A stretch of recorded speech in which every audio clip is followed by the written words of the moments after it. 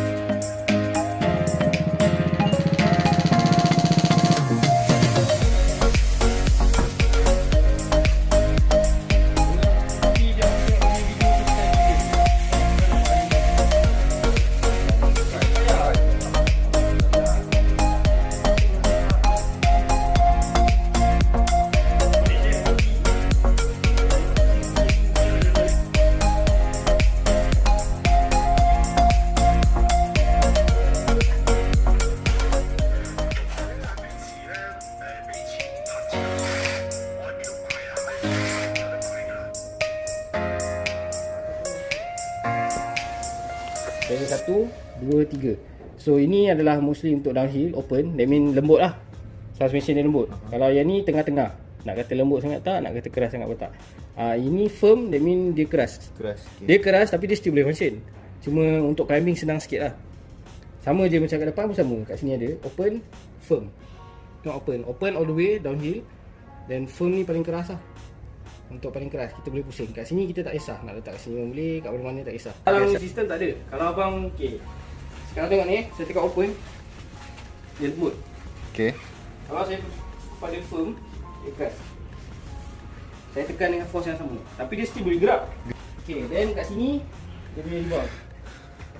Rebound ni adalah untuk nak suspension tu retain laju slow lah. So sekarang ni kalau kita buat slow, kalau contoh saya buat pergi fast all the way fast. Korang boleh tengok saya tekan.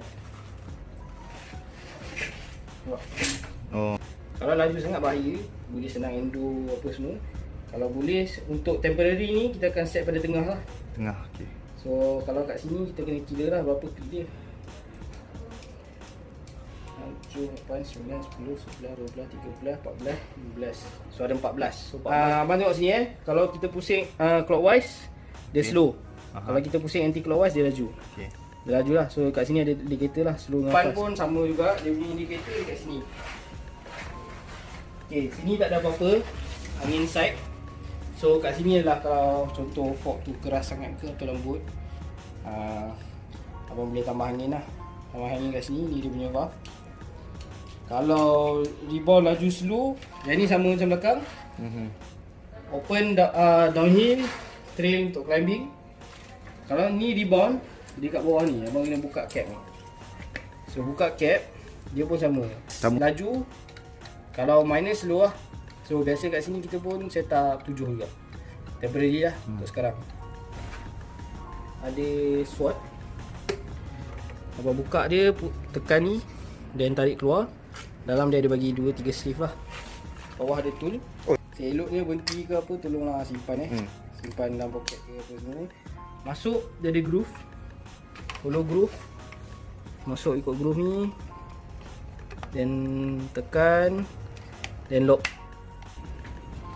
Okay ini nak kena abang duduk. Abang duduk. Okay, abang tekan ni. Okay, pijak atas pedal. Okay, ni low purpose. Abang tahu kan?